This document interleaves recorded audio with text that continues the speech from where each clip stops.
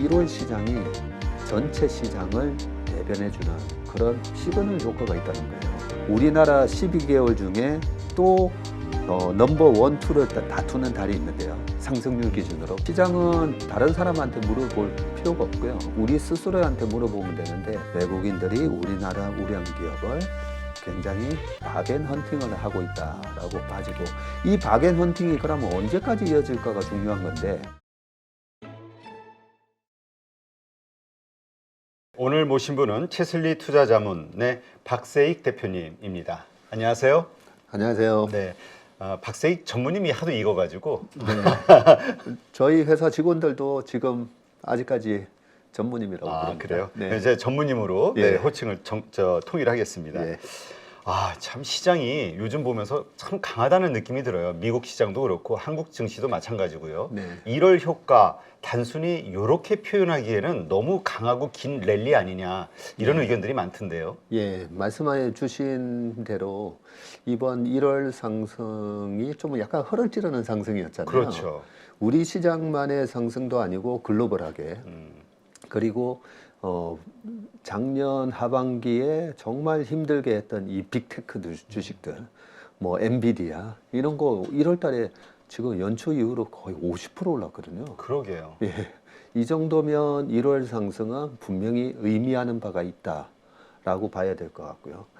저희가 저희 고객들한테 보내는 이제 투자 레터에다가 1월 시장을 2210에서 2488 이렇게 전망을 해서 보내드렸는데, 이 그 시장 전망 자료를 항상 제가 직접 만들거든요. 네. 만드는데 2488이면 11.3% 상승하는 걸로 그렇게 전망을 하면서, 야, 과연 12월 시장이 별로 안 좋았었거든요. 그렇죠. 많이 안 좋았죠. 마이너스 9.5% 빠졌었는데, 야, 과연 1월 달에 이렇게 11%나 상승을 할 수 있을까? 저조차도 의문을 가지면서 이 전망 자료를 적었었습니다. 그러면 1월 달에 어떻게 11%나 상승한다고 예측을 했었지, 뭐 요 부분이 중요한 거니까요. 그 로직이 지금 제가 하나 표를 이렇게 같이 옆에 띄워놓고 한번 보겠습니다. 네. 우리나라 시장이 1998년부터요 작년 22년까지 총 25년 동안에 총 7번 정도밖에 안 빠졌습니다. 네. 예. 23년 동안에 25년이죠. 25년 동안에 7번밖에 안 빠졌는데 작년이 24.89%로 제일 많이 빠졌거든요. 지금 보시는 표의 제일 오른쪽이 1년 수익률이고요.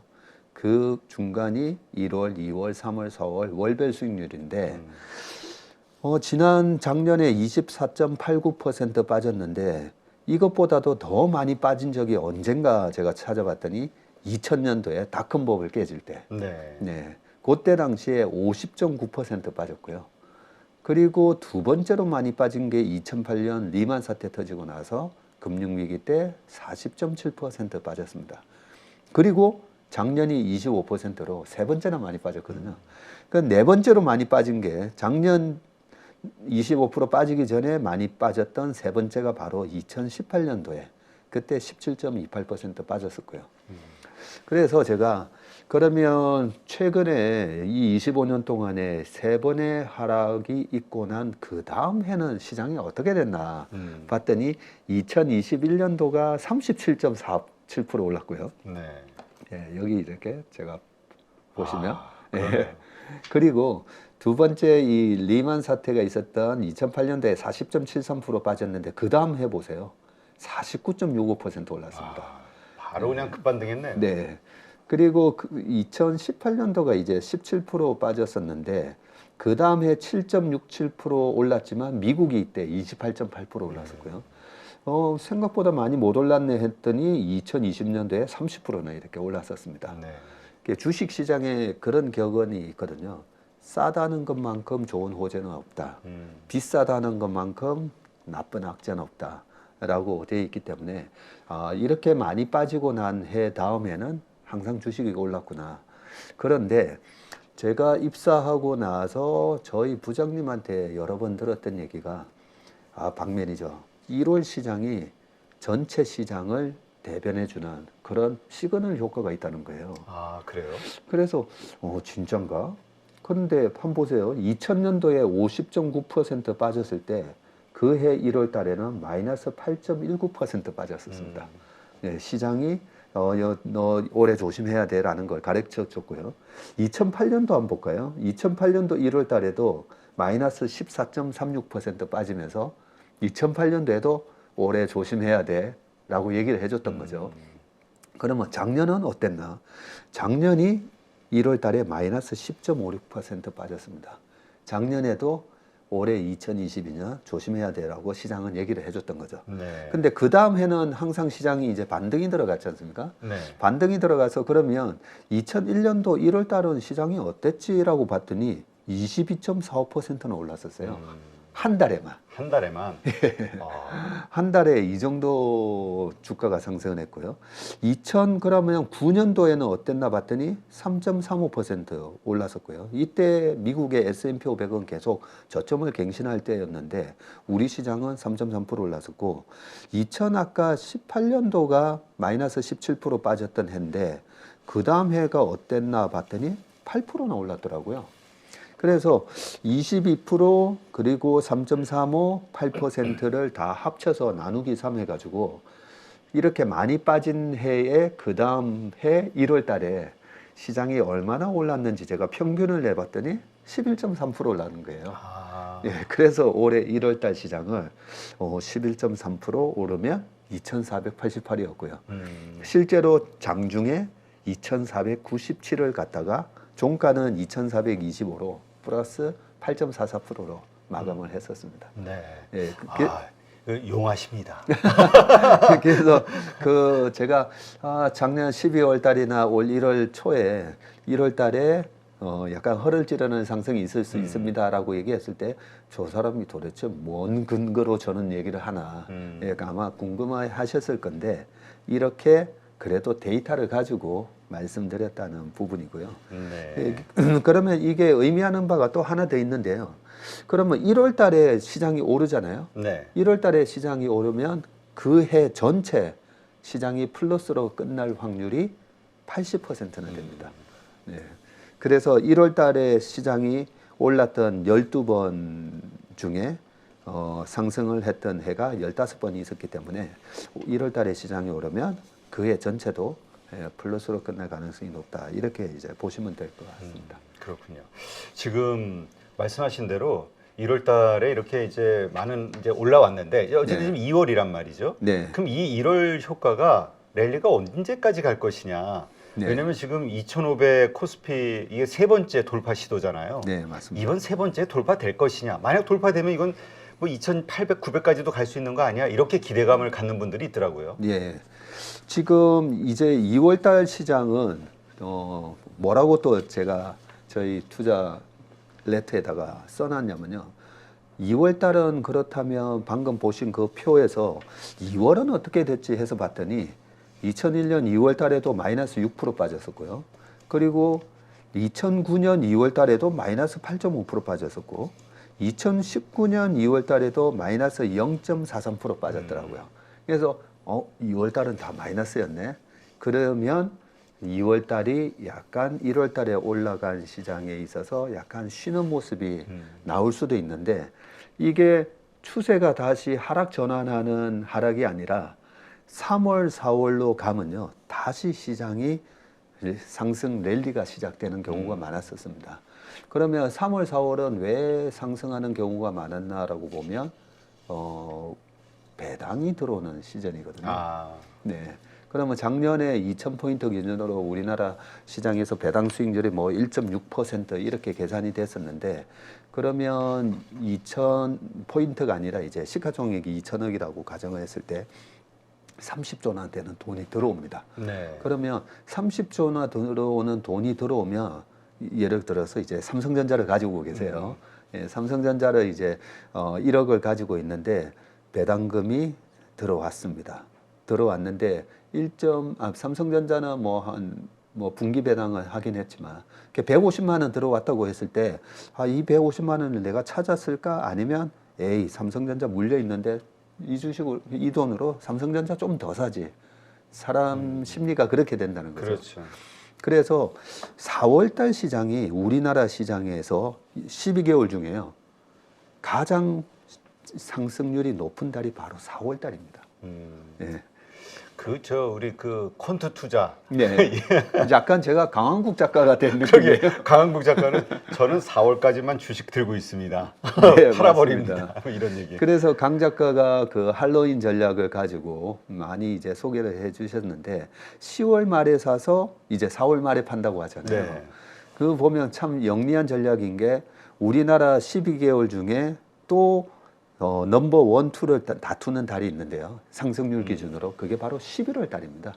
네. 그런데 12월 달이 보면 거의 꼴찌예요. 네. 그래서 10월 달. 10월 달에 장이 안 좋을 때 매수가 들어가서 11월 달에 오를 때 먹고, 그리고 1월 달이 거의 넘버 투로 많이 오른 달이거든요. 그리고 3, 4월 달에 시장이 좋다 보니까 10월에 말에 들어가서 4월에 파는 그 할로윈 전략이 희한하게도 먹힌다는 거죠.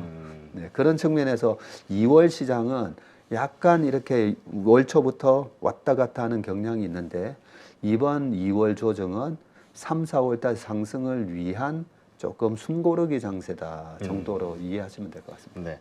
그 사실 이번에도 그 과거의 경험을 살려서 2,500 돌파 시도하고 나면 다시 2,100선이 지지가 되냐 깨냐 막 이런 테스트들이 있어 왔잖아요. 네. 그러니까 이제 막 근처에 오면은 아이고 이제는 다 팔아야지. 그다음에 또 밑에서 사야지. 이런 생각하시는 분들이 많았는데 네. 이번에 그런 분들이 되게 당황스러운 장이었다고 그러더라고요. 네. 팔았는데 자꾸 올라가니까. 그렇죠. 제가 그게 너무 안타까워가지고요. 작년 연말에 뭐 9월 30날 우리 지수가 이제 2130을 찍을 때 굉장히 공포스러웠을 거 아닙니까? 그죠? 그리고 이제 10월, 11월에 올라왔다가 12월 달에 다시 이제 밀리는데 그때 제가 이제 외국인 시각에서 달러 기준으로 우리나라 코스피를 한번 봤었거든요. 봤더니 이게 우리나라 시장이 실질적으로 많이 이래 추세가 훼손되는 게 아니라 외국인 기준으로 봤을 때는 여전히 코스피가 고점 대비 한 35% 빠져 있고요. 외국인이 입장에 봤을 때는 여전히 이제 매력적인 그런 주가를 형성을 하고 있었기 때문에 외국인들이 여전히 계속 매수가 들어오겠구나라는 생각을 했고요. 작년 하반기에 우리나라 주식시장에 외국인이 얼마를 샀냐면요. 9조 3천억을 샀습니다. 9조 3천억이나 되는 큰 자금을 사고 1월 달에 6조 3천억이나 또 사면서 근데 그 9조와 6조에 해당되는 금액에 누군가가 매도한 물량을 산 거잖아요. 그 매도를 누가 했냐면 다 우리 개인분들이 이제 하셨는데. 그러게. 아니 수익을 내고 팔았으면 그것도 괜찮은데 네. 다 손실을 확정하면서 판 분들이 대부분이라. 그래서 그런 부분들이 외국인들은 왜 우리나라 시장에서 작년 6월 이후로 7월 달부터 주식을 공격적으로 사는데요. 외국인들은 왜 살까라는 이런 부분을 조금만 더 생각해 보셨으면 그렇게 나쁘지 않았을 것 같은데 외국인 같은 경우에 이 지수대에서 경기 침체가 온다고 하고 노무라 증권에서는 지금과 같은 상황이면 한국이 가장 큰 데미지를 입을 거다. 뭐 이런 리포트도 막 나왔지 않습니까?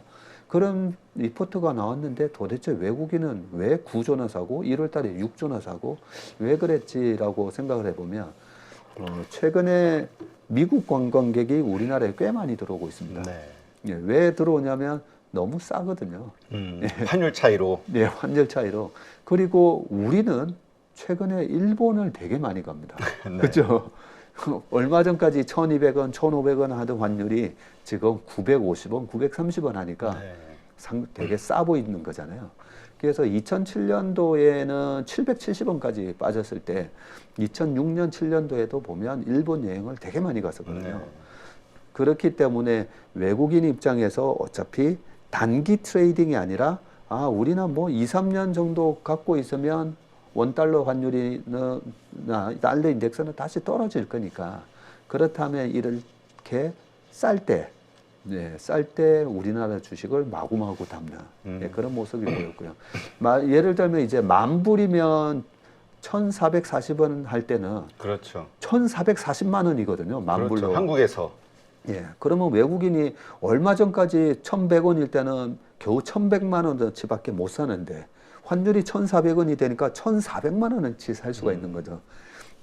그런 차원에서 외국인들이 우리나라 우량 기업을 굉장히 바겐 헌팅을 하고 있다라고 봐지고, 이 바겐 헌팅이 그러면 언제까지 이어질까가 중요한 건데, 원달러 환율의 평균은요 1120원 정도밖에 안 합니다. 20년 평균으로 보면. 외국인 입장에서는 좀 있으면 1120원까지 떨어질 거니까 지금 1250원에도 여전히 달러가 강하고 원화 가치가 싸기 때문에 외국인의 매수는 여기서 당장 멈출 것 같지는 않고요. 매수세가 좀 더 이어질 가능성이 높다라고 봐집니다. 네. 그래서 그 주식을 팔아놓으셨던 분들 아니면 인버스나 곧버스 잡으셨던 분들이 되게 당황스러우실 건데 2,400 요 부분이 2월 달에 왔다 갔다 하는 장에서 2,400이 깨질지는 모르겠지만 깨지면 조금 주식을 좀 담는 그런 전략을 쓰시는 게 낫지 않을까 생각합니다. 이번에 조정은 좀 얕게 오지 않겠냐라고 생각하는 분들이 많더라고요. 이전처럼 뭔가 2,100 근처 선까지 내려가는 게 아니라 2,400을 전후로 해가지고 지지되지 않겠냐 기대감을 갖던데 전무님도 같은 의견이신가 봐요? 네, 왜냐하면 그 주식을 너무 많이 팔아놓으셨잖아요. 그러면 그 외국인 6조, 9조 해서 총 16조라는 현금이 생겼고요. 그 현금이 전부 다 뭐야 올라가 버렸네 하면 심리가 바뀌거든요. 심리가 작년 상반기에는 저도 그랬지만 올라오면 좀 줄여야 되겠네. 시장이 너무 약하네. 네. 올라오면 줄여야 되겠네라는 심리였다면 지금은 뭐야 빠지면 좀 사야 되겠네. 라는 심리로 바뀐 겁니다. 그러니까 이게 참 간사한 것 같으면서도 우리 이게 시장, 그러니까 악재가 악재로 안 보이고 오히려 악재를 기다리는 분들이 있더라고요. 네. 빠지기를. 그래서 시장은 다른 사람한테 물어볼 필요가 없고요. 우리 스스로한테 물어보면 되는데 작년에도 저도 2,650 정도면 이 PBR 이제 1배가 깨지는 국면이었기 때문에 이 정도만 사도 되지 않나 해서 사보면요. 뭐 힘없이 또시 밀려버리고 그러니까 잘못 물렸네. 올라오면 좀 줄여야 되나? 이런 마음이었었거든요. 네. 그런데 기다리는 반등은 안 오잖아요. 또. 그렇죠. 예, 그래서 1650 이상에서 빠져나올 기회를 작년 하반기에 한 번도 안 줬습니다. 2500 정도 갔다가 다시 밀려고 그랬다면 지금은 제가 딱 보니까 모두가 심리가 이제 많이 바뀌어서 뭐야 빠지면 사고 달러를 가지고 계신 분들조차도 1,300원 이상만 올라오면 달러 팔아야지. 지금 맞아요. 그러고 있잖아요. 네. 이번에 위에서 못 파신 분들. 그렇게 완전히 심리가 바뀌었습니다. 경제는 심리다는 말처럼 주식시장도 이렇게 심리적인 변화에 의해서 수급도 지금은 대기 매도가 많았다면 지금은 대기 매수가 많아졌기 때문에 조정이 조금 그렇게 깊지는 않을 것 같다. 저도 생각합니다. 이제까지 시장 상승의 요인이었다면 이제 말씀하신 대로 외국인 수급이었는데 그럼 앞으로는 어떨 것이냐 말씀하신 대로 4월까지가 더 좋아질 수 있는 어떤 환경을 우리가 예상해 본다면 그 주도를 누가 해갈 것이냐 결국 외국인이냐 아니면 개인들이 이제 다시 몰려 들어오기 시작하면서 올라갈 것이냐. 예, 결국은 지수를 초올림해서 사는 주체는 외국인입니다. 언제나 그랬었고요. 2008년 금융위기 있고 나서 2009년 3월부터 이제 외국인이 주식을 사기 시작하는데요. 그 전까지 2006년, 7년, 8년까지 외국인이 거의 70조를 팔았었거든요. 그 팔았던 70조를 2009년부터 10년까지 한 2년 동안에 거의 30조 이상을 또 사버립니다. 네. 근데 외국인은 실제로 이제 외국계 증권사의 브로커들이 외국인 주문을 받으면요. 외국인들은 어떻게 주문을 내냐면, 삼성전자 100만 주를 오늘 하루 거래량의 3분의 1 수준에서 사주세요. 이렇게 합니다. 가격을 얼마의 밑에서 사주세요가 아니라 워낙 자금이 크다 보니까요. 그냥 오늘 거래량의 3분의 1 아니면 25% 이내에서 물량을 확보해 달라고 얘기를 합니다. 그러면 이제 주문을 받은 브로커가 이제 자동 거의 뭐 종일 CD 매수라고 해가지고요. 종일 시분한 매수로 그냥 매도가에 계속 삽니다. 네. 그러면서 이제 시장이 올라가기 때문에 이번에 매수의 주체도 결국은 이제 외국인이 될 건데, 그러면 외국인이 그렇게 계속 산다라고 생각을 해 이럴 수가 있잖아요. 아까도 말씀드렸듯이 외국인은 요즘 워낙 이제 이 퀀트 베이스로 움직이다 보니까 지금은 리스크 오프에서 이제는 위험 자산을 위험 자산 빨리 사야 되겠네. 리스크 온으로 지금 바뀌어 있는 분위기고요. 그 리스크 온이 되어 있는 상황에서는 여전히 환율이 1250원이면 재작년에 코로나 때 환율이 1299원 갔다가 네. 그 2020년 12월 달 되면 환율이 1080원까지 빠지거든요. 근데 그 1080원 빠질 때 2020년 11월, 12월 달에 누가 주식을 그렇게 막 사 올렸냐면 그때도 외국인이 샀고요. 예, 환율이 1100원이 깨질 때까지 외국인이 막 주식 샀었습니다. 그래서 외국인의 매수가 조금 더 이어질 가능성이 높다고 봐집니다.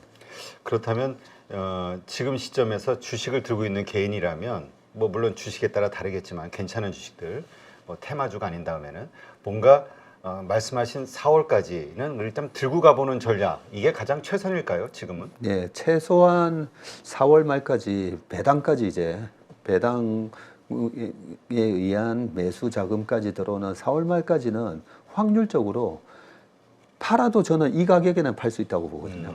네, 아무리 지금 중간에 2004 내린다 해도 예, 중간에 막 왔다 갔다 한다 하더라도 4월 말쯤에는 2,450에서는 충분히 팔 수가 있다라고 생각하고요.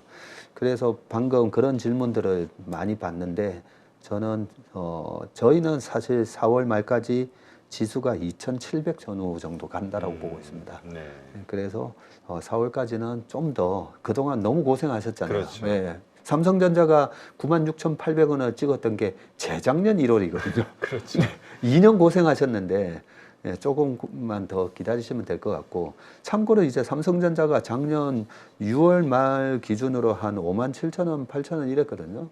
예, 지금 결국은 작년 하반기 이후로 주식 사신 분들은 다 이제 수익이 났습니다. 그래서 꾸준히 예, 꾸준히 이제 물타기를 하신 분들은 이제 수익이 나고 본전이 되고 그러셨을 건데 그걸 갖다가 너무 이제 빨리 팔아먹는 것보다는 예, 조금만 4월 말까지 한번 더 기다려 보시는 게 좋지 않나 생각입니다. 네, 알겠습니다.